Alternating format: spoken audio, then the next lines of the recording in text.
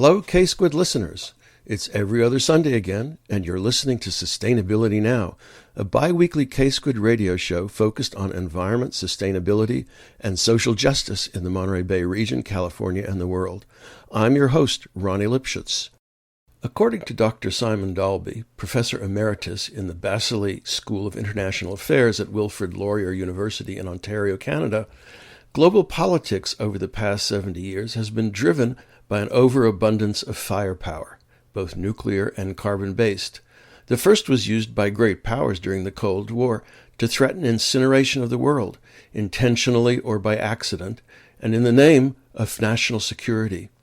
The second now threatens the future of life on Earth, human and non-human, but the great powers and the not-so-great resolutely refuse to give up fossil fuels, once again in the name of national security, but also lifestyle. In 2022, Simon Dalby published Rethinking Environmental Security, an analysis of firepower, past, present, and future. And he is my guest today on Sustainability Now. Simon Dalby, welcome to Sustainability Now. Thank you, Ronnie. It's good to be here. Well, we've known each other for more than 30 years, and our paths and research have crossed more than one time over the decades. You know, you were trained as a geographer, I think, and studied geopolitics. I was trained as a mishmash of hard and social science and studied geopolitics, although one of my focuses was global environmental politics. And, you know, our work hasn't been that far apart over the years.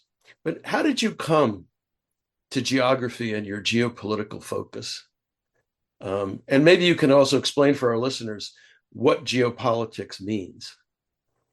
I was trained as a geographer. I went to Simon Fraser in the early 80s intending to do a PhD on questions of environmental politics. I was fascinated by the sort of philosophical background that environmentalists were bringing and how that lined up with all sorts of thinking from particularly in the European left. But this was the early 80s, and the discussion of nuclear war was very much in the air. And so I ended up shifting focus to thinking about the environmental impacts of nuclear weapons, first of all.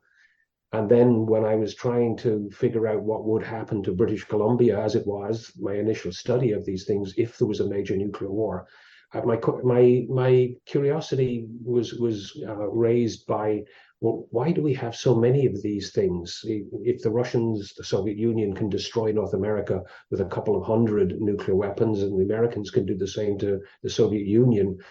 Caspar Weinberger was then Defense Secretary in the United States, and he had a project for building 17,000 new nuclear weapons. And I mean, how can you possibly justify building that number of weapons? And then I started digging into nuclear strategy and defense policy and started to figure out, well, what possible rationale could generate the kind of budget priorities that would justify building 17,000 new weapons, never mind the ones that were already in existence. And that really got me interested as a social scientist in how that kind of policy would be justified. Clearly, the overt rationale was, well, you know, these evil Soviet communists are coming to get us and unless we deter them. But that wasn't obviously the whole explanation. There was a whole lot of other things going on. So I ended up writing a dissertation trying to unpack the rationale that would make that kind of what seemed to me to be completely insane public investment in weapons that would just guarantee the immolation of everybody. And I basically, it was the reasoning practices that justified that was what I wanted to try and figure out. How do you think that? And so when I started digging in, clearly there was nuclear weapons. Clearly there was a whole lot of stuff to do with international relations and how it was great power activities were understood and interpreted. Clearly there was a very obvious focus explicitly on the nature of the Soviet Union as a political system. And there in the middle of it all was some of the old classic geopolitics stuff, the Alfred Mackinders, the pivot of history, determining Russian behavior, supposedly.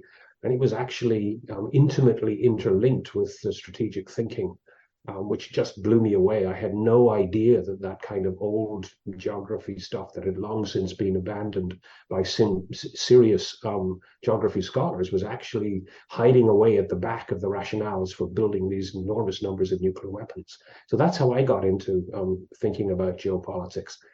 The second part of your question was, well, what do we mean by geopolitics? And obviously, geopolitics refers back to that old, early or late 19th, early 20th century discussions about the closure of colonizing space. There's an American version of it, but the focus has usually been on the conduct of Russia. And Halford Mackinder, always trip over that name. Halford Mackinder wrote his famous paper in the early 1900s on the pivot of history, suggesting that the whole of human history was really interpreted through what happened in Central Asia. And of course, subsequently, Central Asia was where the Soviet Union was. And so this old historical stuff got dug out.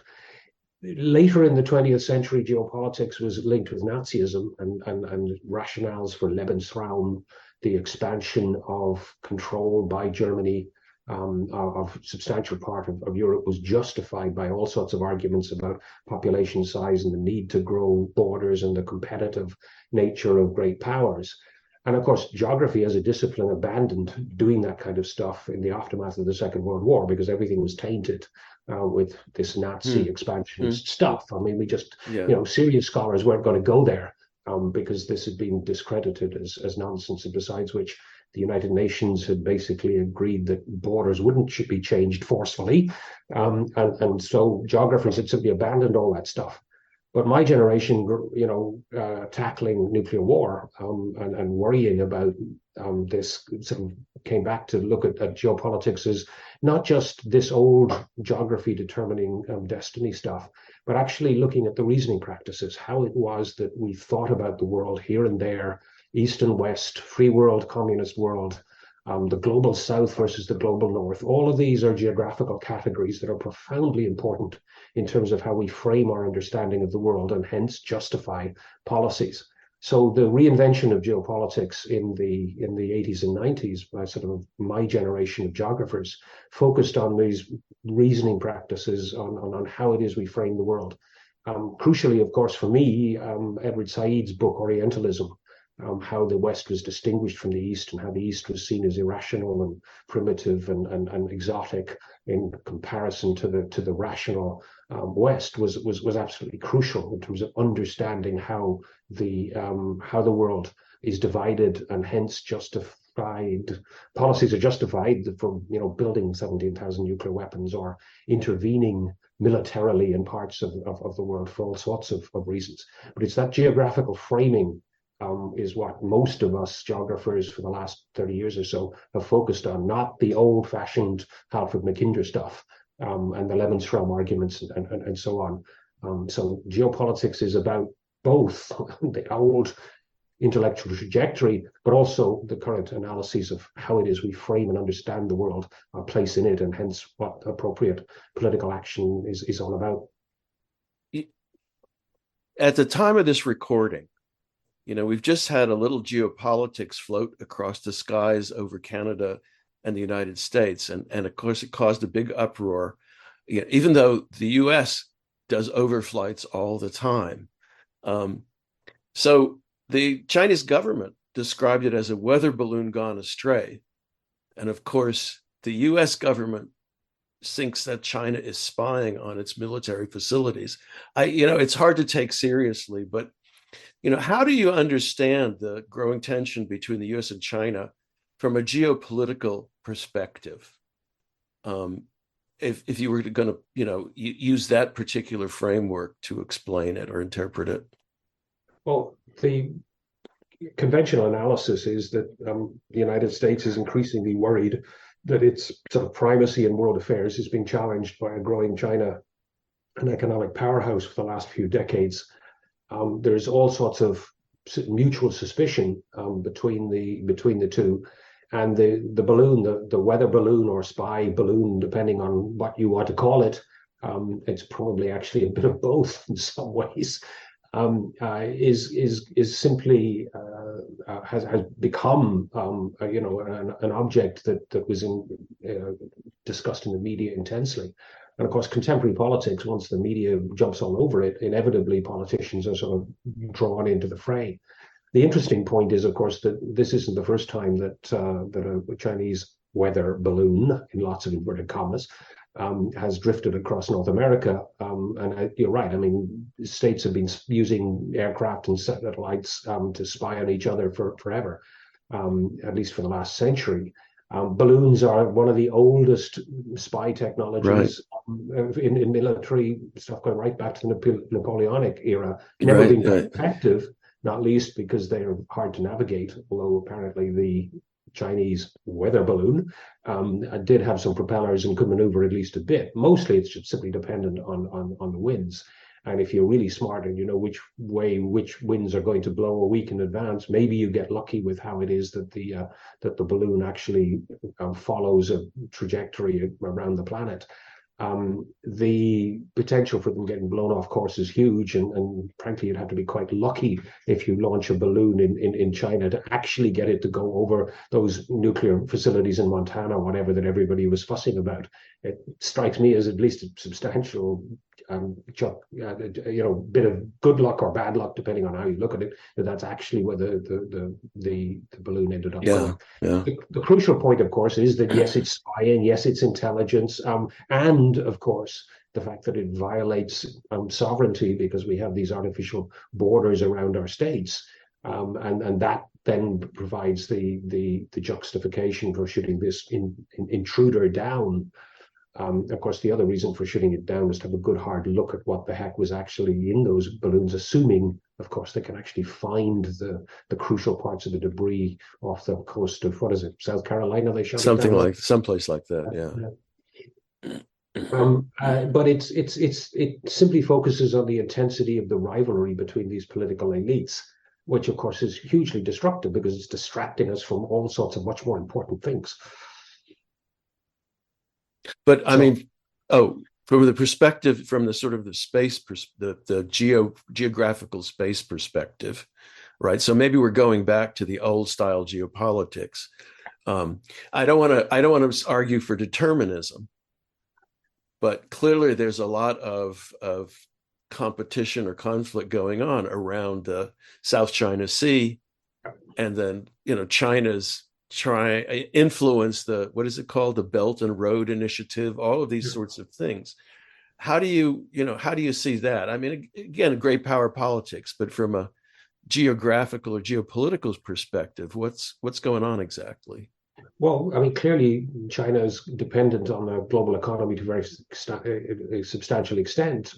It's been investing in various places, buying ports in Greece and various other places, to simply facilitate the global commodity chains that are a crucial part of its rising role in the global economy. It's not surprising that they're investing in port facilities. It's not surprising that they're investing in railways and things in Africa to get crucial minerals out so that they can use them in their factories. The rise of great powers in the past, British imperialism in the 19th century with ports and bases around the world, American influence all over the world since the Second World War, particularly with bases in unlikely places like the south of the Indian Ocean, and Diego Garcia, Guam, and all sorts of other facilities around the world. The Chinese are doing very similar things. Mostly they've been taking a civilian lead on this, but there's nothing that's purely civilian or purely military in a world of digital communications. And so Americans are worried about rising Chinese influence. Well, with the economy growing the way it's been for the last few decades, although it may be slowing down now, it's not surprising that they're seeking out minerals, they're seeking out markets, and they're building the infrastructure to allow that global trade pattern to benefit them. Should we worry about it? Well, why would we worry about it unless we are concerned that we should be top dog, not them, right? And so that this rivalry is of course, at the heart of global politics. I'm, looking at the technology sitting on my desk here. Most of it is actually assembled in China. Right. My iPhone and my laptop and the microphone that's picking up this, it's all Chinese manufacture. So what are we so worried about? There's great panic about the Chinese monopoly on rare earth metals. Well, guess what? They're the people that are making most of the batteries for our cars and our backup for our wind generators and everything else. So actually, let's make sure that they have access to that stuff, so we get the benefit of using all the stuff that they produce, which we love to buy. It's reminiscent, of course, of the so-called Second Cold War, which you wrote your dissertation about, right? Yeah. And I think more so than the First World War, the Soviet influence and its activities around the world, including raw materials. But the big difference, of course, is we had nothing to do with the Soviet economy.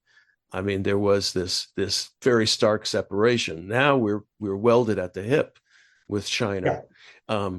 And maybe it's more reminiscent of the British-German competition before World War One, Yes. right? And Ukraine substitutes for the Balkan Wars, but we don't want to go down that particular path, I hope.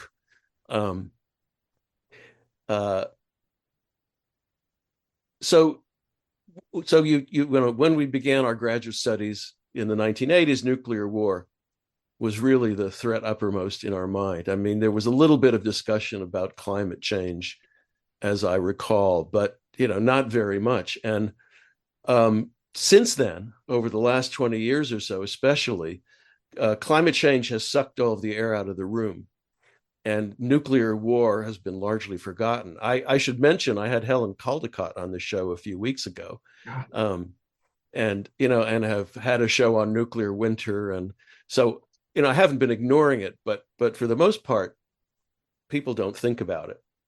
Now, your book discusses both nuclear and climate change as threats, maybe partly existential. And you put a somewhat different spin on geopolitics. So maybe you can talk to us about the themes you present in the book, and what are the major points. Hi, this is Sustainability Now. I'm your host, Ronnie Lipschitz, and today my guest is Professor Emeritus Simon Dalby, who has recently published a book called Rethinking Environmental Security and has been a scholar of geopolitics and environmental issues for the last 30 plus years. So Simon, we were just going to talk about your book. Maybe, do you remember the question, and can you respond? The lead into your question was the fact that nuclear war was something that we all worried greatly about in the 80s, but subsequently climate change has sort of come to dominate the discussion about dangers and threats, and nuclear war has been mostly forgotten. But of course, for me, the connection is quite direct, because what first got me thinking really seriously about climate change was the discussion about the consequences of nuclear war back in the 80s around the nuclear winter. Because a couple of things happened. I mean, first of all, people began to realize that not only would nuclear weapons be very bad in terms of the direct destruction and the radioactive fallout that would come from their widespread use, but the fires that would be set on major cities and probably some forests from nuclear explosions would loft so much soot and material into the upper atmosphere that it would effectively shade the planet, cooling it off, and give us a nuclear winter, which would have dramatic additional disruptions to ecologies and, of course, hence crop production and everything else. That would all be badly disrupted by the direct impacts of nuclear war, but the indirect impacts could change the climate probably for a few years, until the debris in the upper atmosphere fell to ground and was rained out by cloud formation. But that was when we really began to stop and think, wait a minute, human actions can actually fundamentally disrupt the climate. Now, the idea of a nuclear winter was that it would probably last a few years, and then things would sort of revert to more or less where they had been before. But nonetheless, those few years would cause dramatic disruptions and wreck food systems, and many of us would starve to death and freeze in the cold simultaneously. But that really raised the question of, how does the planetary atmosphere work? Because the scientists were trying to figure out how this would play out. Where would the debris move? How much would it cool the planet? For how long? Those kinds of questions really accelerated global climate change modeling. And while some of the climate change scientists were worried before nuclear winter, this really accelerated and focused their attention, and focused mine too, because after I'd finished the book, when the Cold War was over, the whole question of climate change and the larger environmental changes that we were inducing into the Earth system was nagging away at the back of my mind. And I actually got a fellowship to think through this whole emerging debate about environmental security as it was then just becoming called. And so for me, the direction was, the connection was quite direct. That it was this nuclear winter stuff that got me thinking about climate change. And then, of course, the climate change discussion took off as increasingly alarming reports from the World Meteorological Office, the IPCC, and so on, were suggesting that we really were messing with the climate. But it was going to be a slower, longer-term set of changes in contrast to the short-term, immediate, rapid onset climate change of nuclear war. So for me, the connections were fairly direct there. The longer I stopped and thought about this, and I just couldn't seem to get an adequate handle on the mechanisms that were at the heart of all of this stuff. Mm-hmm. A lot of the conventional environmental stuff didn't seem to be quite grappling with the gravity of the situation. Lots of the conservationist stuff was focused on sort of parks and overpopulation problems, but the larger sort of Earth systems stuff that seemed to me to be crucial just didn't seem to be quite in focus. I did a book back in 2002 on the debates in the 90s, basically trying to summarize this and think through what kind of security was involved in this debate. And I was left with this sort of an uneasy inadequateness at the heart of that thinking.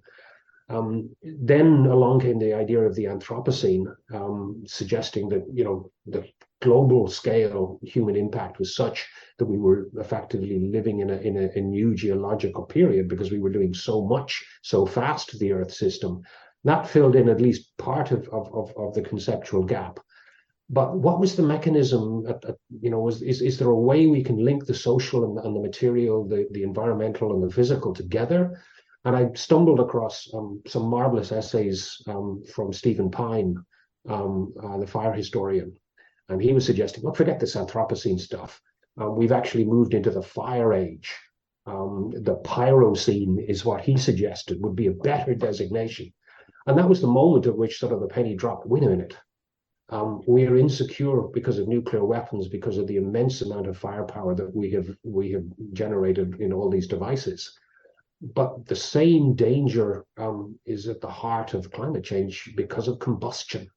It's because we are burning so much stuff in our cars, in our furnaces, in our factories, on the trains that are hauling the goods around the place, all those Chinese freighters, or the freighters carrying the Chinese goods, they're all using combustion as the energy source. And the side effect of that is the massive production of carbon dioxide, which is at the heart of climate change. So it dawned on me that really the source of both insecurities lies in our overuse of the processes of combustion, because we're the only species in the history of the planet that has actually partially, and it's only partial, we can get to wildfires and such things later, but partially controlled fire. We've learned, to use Steve Pine's terms, the ignition trick. And the consequences, both in terms of massive disruptions from nuclear war and massive disruptions at a bit of a slower scale from climate change, have the same origins. And so then I went back and started thinking about, international relations and particularly its focus on international security in the Cold War, and suggesting that, in fact, it's the failure to effectively constrain firepower is at the heart of insecurity in both cases. It's, yes, the power allows us to do all sorts of things, but it's come back to bite us because it's actually had unintended consequences, which are disrupting the natural ecological cycles in the planet, or in the case of nuclear war, would very dramatically do the same thing. So the failure to responsibly use combustion lies at the heart of our insecurities in both nuclear and climate change. That's the key theme that runs right through the book, because I'm trying to find the mechanism at the heart of this, and link the physics and the global environmental stuff up with our social sciences. And that seems to me to be one of the keys that is so obvious it probably most people simply take it for granted. But the book's trying to make this the crux of the argument, to get us to think absolutely about how we constrain firepower to make ourselves all more secure in the future. So let me get this straight. You see that the constraints on the technology basically is an approach to reducing the threat, as opposed to looking at the greater complexity of the systems, the social systems in which those things are embedded. Is that a fair? Security now has to be about how we modify the social systems so that they don't use so much firepower in either form, either the military dangers or the climate change dangers. And so the crux of the job for us social scientists is to figure out how to come up with transition strategies that reduce simultaneously the dangers of nuclear warfare and the standoffs, whether it's China and the United States or any other powers that are using immense quantities of military firepower to threaten each other. Or using large quantities of fossil fuels to make themselves rich, but in the process making everybody less secure because it's destabilizing the global ecological systems. So the role of our social sciences has to be now about how we think about how to rapidly transition off the use of technological violence in terms of threats and the use of firepower in war, and the immense destabilizations that the huge amount of burning that we are doing in fossil fuels is also creating. I recall that I think it was Clemenceau who said after World War I, the Allies floated to victory on a flood of oil or something like that. Yeah. Right. And of course, now the Defense Department is trying to find ways to get away from oil and rely more on renewables to support them, presumably in war as well. That seems like a faint hope. It is pretty much a faint hope, I think. One should also point out that if you don't do military interventions the other side of the world, you dramatically reduce the amount of fuel that militaries are actually using, because it's those long-distance expeditionary forces that chew up such huge quantities of fuel. And that is at least part of decarbonization is about demilitarization. And finding peaceful ways to resolve disputes rather than sending in the Marines is clearly part of global governance, which has the benefit of reducing both the dangers of warfare and the indirect consequences of burning up huge quantities of fuel in those military interventions. You've used the term security. Obviously, it's in the title of your book, and I know again that we both expended a lot of blood, sweat, and tears trying to define security. So I'm wondering, what does it mean, and what is environmental security as compared to national security? Because of course the Chinese balloon was deemed a national security threat, I guess, for those who it might fall on. But what exactly do we mean, or do you mean by security? I try to avoid defining it, Ronnie. It's used in all sorts of complicated ways. And so in terms of how one does analysis of these things, teasing out the implications of different meanings of the word is part of what I'm doing here. The contrast between national security and environmental security is one obvious way into this discussion. What is national security? Well, a lot of national security, really since the Second World War in American thinking, has been about maintaining the existing social order and maintaining loosely, at least, the economic structures that keep that social order running. The problem, of course, we now have, and this is where environmental security contrasts, is precisely that social order, depending on the vast use of fossil fuels, is undermining the environmental stability of the planetary system. So environmental security now has to mean changing that social order, changing the reliance on fossil fuels and the at least implied threat of nuclear coercion that undergirds much of international politics. So the contrast here is if national security is to be meaningful in the future, it's going to have to dramatically rethink the role of environment in maintaining modern societies. And so we need to think about what it is that is needed. And the latter parts of my book start talking about regenerative agriculture and agroecology and not thinking about ecosystems as stuff we extract resources from, but as contexts which we actively live in and shape by how we choose to live, quite literally what we make. Are we making solar panels, windmills, or are we making vast quantities of carbon dioxide? Because, of course, fossil fuel burning is producing carbon dioxide. So we need to shift the focus to quite what kind of world we are making, because there's no point in thinking about, carbon dioxide as sort of just a sort of an unfortunate byproduct. No, it's an integral part of how we are shaping the planet. And so now environmental security has to be about making different things, making agricultural systems that are buffer our ecologies against the worst aspects of climate change, while simultaneously, hopefully, reversing the large scale biodiversity losses in many parts of the planet. That's a very different understanding of security, but it's one that focuses on the long-term ecological fecundity, all of us are going to need, or at least future generations are going to need, in contrast to the sort of the dominance games that traditional geopolitics was about, controlling large chunks of space, keeping balloons out of our airspace. That mentality has to be changed so that we now understand ourselves as actively co-producing the future ecologies of the planet, and requires us to understand the interconnections between different parts of the world, because of course that balloon was flying over the United States recently, but it was launched in China and it was carried by the winds around the planet.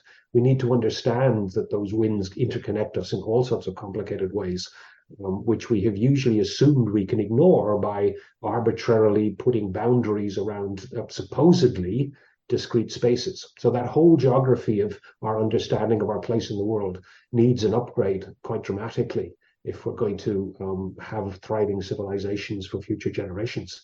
That's a really, really tall order. But if you start thinking seriously about what it is that we need to secure a fecund, fertile, flexible ecological system, because that's what we can thrive in. We don't need ever more boundaries and things floating around spying and being shot down. That whole notion of security is actually just a distraction from the priorities that we now need to focus on.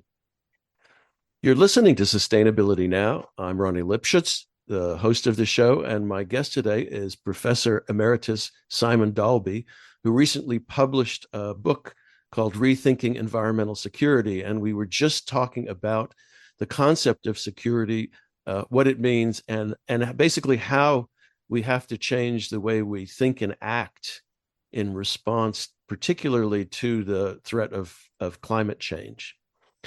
Simon, I want to pursue some of the security questions because, the institutions that we have, and now I'm going outside of geography, but the institutions like, for instance, the military, the U.S. military, right, which is enormous and swallows up close to $1 trillion a year, is incentivized to continue its existence and its organization and its activities, right? Because so many people depend on it, and not just people in the military, but people in all of the industries that supply the military. And so you're proposing, in essence, not only that we reduce the size of the military, but that we eliminate many of the tasks that has been assigned. Now, it doesn't matter whether those tasks are necessary or just make work. Okay. So, this gets to the question of how do we change those institutions? I mean, explaining and understanding is one thing, but how does your work then help to drive or to motivate those kinds of changes that you deem necessary? The crux of this book is this attempt to reimagine what security actually now means in these new circumstances that we find ourselves. Much of the traditional notions of military rivalries simply took for granted that there was a relatively stable planetary backdrop on which these rivalries could be played out. Yeah. That assumption no longer holds. The Earth system science stuff is suggesting that we live in a much more dynamic world than that traditional notion of security has always assumed. It also suggests that the consequences of our actions stretch much further into the future in terms of ecological consequences, particularly because of the presence of carbon dioxide, which is going to hang around for centuries. So we are actually now, by how we decide to define what we need to secure, shaping the future in much more dramatic ways than until recently we realized. Because it's really only the last sort of 30, 40 years, basically, while you and I were having our careers as professors, that we've really understood just how dynamic the world is and how consequential human actions actually are for the future of the planet. And that's what really needs to be thought about very profoundly. How it is that we can then influence decision makers, of course, is the big question, because through much of the Cold War, national security was the top priority. That was what justified all sorts of buying those weapon systems and the $1 trillion budget for the Defense Department. If the basic assumptions on which that is all based turn out now to not be the basic assumptions that we need to operate on, then we really do have a fairly dramatic change that's needed. But, and this is, of course, the crux of the issue of security, as if security is the most important function for governments, and that has long since been what they have claimed, then the crucial point is to change that discourse of security. And talk to people at the heart of government and say, look, if you want to have national security and perpetuate many of the aspects that the government has traditionally understood its job is to protect, we need to change course. Because if we go on trying to burn our way to perpetual prosperity, we're going to destroy the planet and our societies and our civilization in the process. If security is at the heart of the justifications for government action, then rethinking what it is that needs to be secured is part and parcel of what has to be done to generate this change of course. So the argument here has, it's not my original argument from me. I think Nick maybe 15, 17 years ago put it really, really succinctly in a document for the UK, the British government, in which he said, what agency has the responsibility in modern states to think about long-term threats to society? And well, his argument was, well, actually, that's the security sector, not just the military, but the intelligence analysts and the security services that have the obligation to think about the long term, to think about where it is that there might be major threats coming down the pike to modern societies.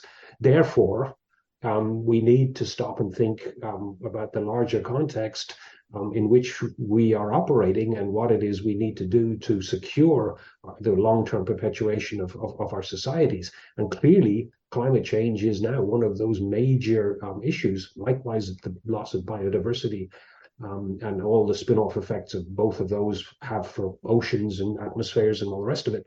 But the crux of this issue is the job of states is to provide security for their social systems going forward in the long term. Therefore, that has to be a clear focus on for climate change activists.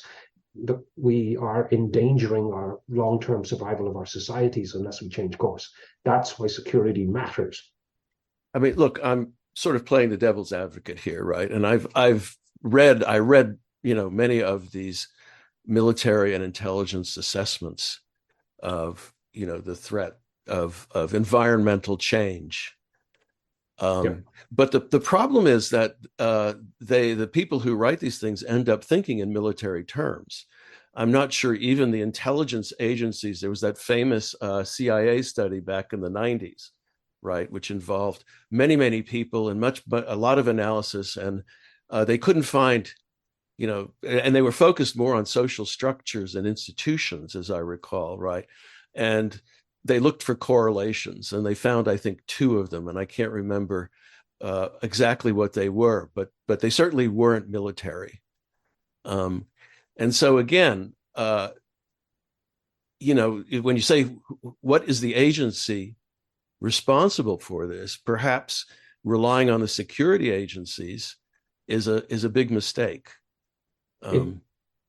In those terms, it may be a big mistake, but that's the logic. And if you're dealing with security, this is why it's important. Mm-hmm. Now, it may well be. I mean, much of that discussion in the 90s and my earlier book was sort of dancing around this question, because most of this is actually dealing with symptoms, not causes. There was all that literature on, well, does environmental change cause conflict? And very little of it directly does. It's in the mix somewhere, but drawing direct connections between environmental change and conflict turned out to be really difficult to do. You need all sorts of what we used to, back in those days, call intervening variables, societal structures, economies, what kind of technologies for agriculture, the abilities of societies to deal with migrants, and all of those things were crucially important. And that was a really interesting exercise, not least because it sort of once again suggested environmental determinism just doesn't work, right? But the point in much of my writing has been that most of this is dealing with sort of peripheral symptoms, not the core causes of climate change, which is metropolitan societies, fossil fuel consumption. That's the cause of climate change, not the behavior of smallholder peasants in across Asia or whatever, who were worried about may cause security problems because of climate change. The focusing on the causes rather than the symptoms is part of what I'm trying to get people to do by sort of rethinking in international relations, by going back to some of the core notions of firepower at the heart of security dilemmas. And this isn't the only way that it needs to be done, but this publisher was on my case to write this book for years, and COVID actually finally forced me to sit in my study and not go out. And I wrote the book confined to my study during COVID, really. Because the publisher had been saying, well, look, rethinking international relations, environment is part of it. And so I wrote the book in response to that. But it does seem to me that international relations as a scholarly enterprise needs to take the material context of humanity much more seriously than it's been doing, if we're going to grapple with the current crisis effectively in those intellectual terms. Well, so then how do you see Earth system instability or change impacting international politics? Do some prophecy here or some futurism. It's all policy dependent. If we get serious about drastically reducing the use of fossil fuels over the next decade or two, then the instabilities are likely to be much less. And this plays in different ways. We may end up with instabilities because some parts of the world literally do become uninhabitable. And their economies collapse as people are no longer able to grow food or live there, and they migrate out, and we have collapsing societies. That may be a major problem. We may have the opposite effect. Failure to plan may lead for some societies heavily dependent on oil revenues, and the world suddenly decides it's really got to get off oil revenue, and we end up with societies collapsing because they haven't planned a transition strategy off oil revenues. And of course, one thinks about the big oil producers in the Middle East, for instance. If global demands for fossil fuels quickly dry up, their whole budget calculation gets thrown out the window. And are they going to be able to rapidly transit to a society that doesn't depend on fossil fuel revenues to keep them going? You could get collapsing societies there too. I mean, I suppose nightmare scenarios suggest that we end up with a few rogue states insisting on continuing to use coal power plants and large amounts of fossil fuels, and we end up with some countries actually attacking them to stop them doing it. Or we have situations where we go the other direction. Everybody keeps burning fossil fuels, and this makes this the arguments for geoengineering irresistible to at least some powers. So we start putting huge amounts of well, various chemicals into the stratosphere to act as a shade to cool the planet. This will inevitably have uneven effects on agricultural production because it'll rain someplace, and there's real concern if we do that, we'll end up disrupting the monsoon rains, which of course feed, well, close to half of humanity in Asia. Will that then cause one state to want to attack the state that's actually doing the geoengineering to stop it? Or will we end up with, intense political disputes short of geoengineering, with sanctioning states that are actually doing geoengineering? There's all sorts of scenarios that you can play with, all of which are much easier to avoid by reducing the amount of use of fossil fuels quickly. So that all these scenarios about the future are just that, scenarios. But the one common denominator is this point: if we reduce using fossil fuels quickly, we may be able to avoid many of those things. But to do so requires states, particularly the states that are heavily dependent on oil revenues, to actually get serious about figuring out what's their next economy. How do they use their oil wealth to build something that in future isn't dependent on further streams of revenue from those oil wells? And that's really the challenge that we need some kind of much better global cooperation on in the coming decades. You're listening to Sustainability Now. I'm Ronnie Lipschutz, host of the show, and my guest today is Professor Emeritus Simon Dalby, who was recently published Rethinking Environmental Security. And we've just been talking about the impact in particular of unstable climate and other systems on international politics. Simon, one of the intriguing topics in your book is the geopolitics of colonizing nature. And, humans have been transforming nature since time immemorial. But I think you're talking about it in a somewhat different way. Can you say something about that? It's a phrase that is attempting to suggest that we have been both incorporating larger and larger amounts of natural phenomena into human systems, but also simultaneously doing it by drawing property boundaries and state boundaries around ecosystems and appropriating, this is my bit, I will do these resources and use them the way I want, making global cooperation and governance across those boundaries more difficult. One of the things that is in this book, and it was written and actually published on more or less on the 50th anniversary of the original Stockholm Conference on the Human Environment in 1972. And one of the basic principles that was at the heart of the Stockholm Declaration and has subsequently become a principle in international law is that states have the right to extract resources from within their territories. But the proviso is that you do it in a way that doesn't damage other states and populations in other states.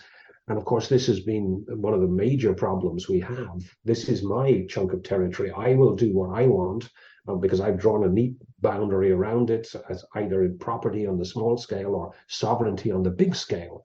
And we've drawn all these boundaries. We do whatever we want within our chunk of property, and to heck with the consequences. And of course, Stockholm was trying to point out that actually you can't do the to heck with the consequences point. You have to act responsibly within your territory, whether it's within your property or on a larger scale within your sovereign space. And of course, the argument in climate change is that northern rich states have been doing anything but. We have been prodigiously productive in terms of carbon dioxide, paying no attention to what consequences this would have.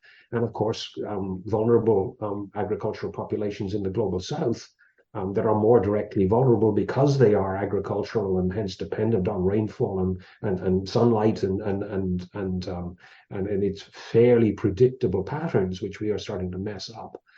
So the colonizing nature is we've been taking over more and more spaces, more and more resources. Just think about how exclusive economic zones in the ocean has extended territorial control over ever larger parts of the ocean. Not very effective control, but nonetheless, that's what we've been doing. And the only way we seem to be able to think about managing resources is to enclose everything and then assign property rights. And then, of course, we forget about the consequences that flow across the boundaries from using that property in irresponsible ways. And so what I'm trying to use is the phrase is to grapple with that larger collection of processes, which are all part and parcel of the growth of European colonization, and then subsequently the ever larger extension of property rights through what we now call globalization. So I'm trying to point out the fact that this has all sorts of deleterious consequences. And we need to stop and think much more carefully about how it is we use law on jurisdictions, because we can no longer take for granted that there's more planet out there to enclose, or more planet that we can just dump the carbon dioxide into the planetary system and not worry about it. We can no longer live in a world where that sort of basic assumption about governance is taken for granted. Because it's obviously, the spatial division into territories is the geopolitics of this. Colonizing is the history of European colonization, which has appropriated resources at distance. And I'm trying to use a pithy phrase to summarize all those processes as being part and parcel of the problems that we're now confronting. Well, we're almost out of time, so I have one last question, right? And that seems to me, given what you've just said, the contradiction between the idea that we can do within our boundaries what we please, but we are extraordinarily reliant on what other countries do within their boundaries, or what we might be doing to them as well. And of course, I think about the Amazon as the kind of the archetypal case of this. Can you, in the last couple of minutes, can you talk about that? We all have to stop and think about the contradictions that are going on here. I mean, the Amazon debate is fascinating because it clearly is a major ecological system that is getting trashed. And it would be really nice if the Brazilians stopped doing it. But do we have the right, non-Brazilians have the right to intervene in Brazil to stop the Brazilians destroying their own ecosystem because they've decided that, well, they want to clear the forest and have cattle on it instead. This is really the question of global responsibilities running headlong into sovereign prerogatives of particular states. And therein lies much of the difficulty, because like the commodity chains we were talking about earlier, consequences spill over the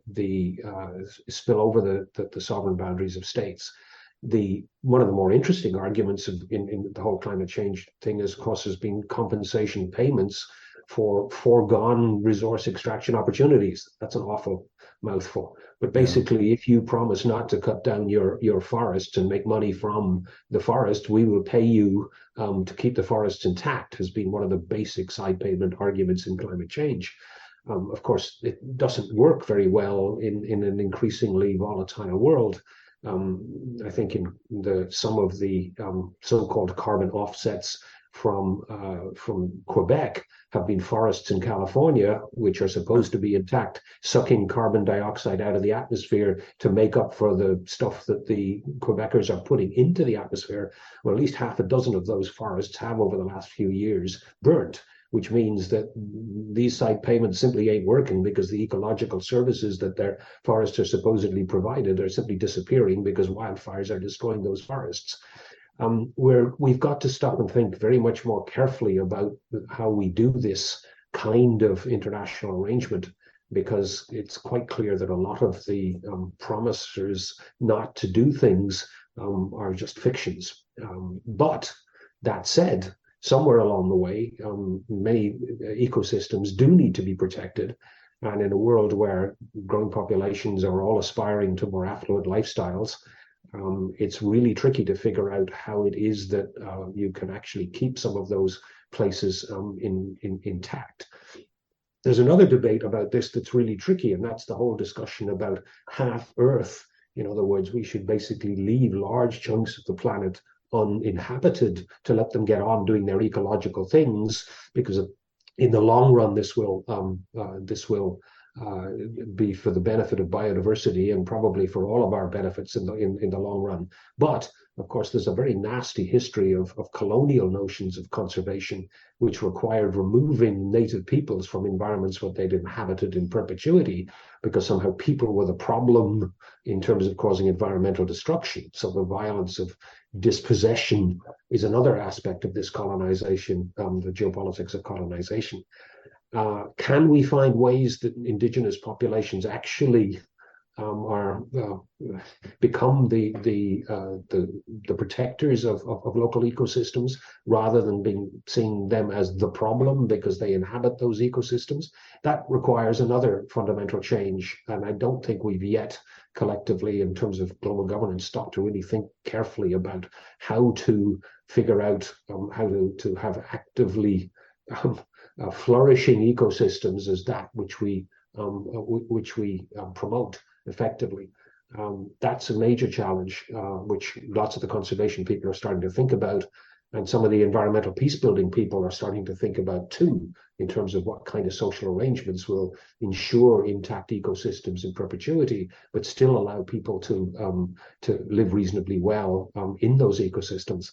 That's the real challenge that much of that discussion now presents. A whole new generation of social scientists are going to have to devote their attention to that, and that's part of the rethinking environmental security discussion too. And I hope there's a whole lot of potential PhD students listening in who will take some of these tasks on as their dissertation topics and get on with it, because we need to do a whole lot more serious rethinking on these topics for a sustainable future for future generations. Well, Simon, I want to thank you for being my guest on Sustainability Now. You're welcome. I've enjoyed this conversation. Thanks for listening, and thanks to all the staff and volunteers who make KSQD your community radio station and keep it going. And so until next every other Sunday, Sustainability Now.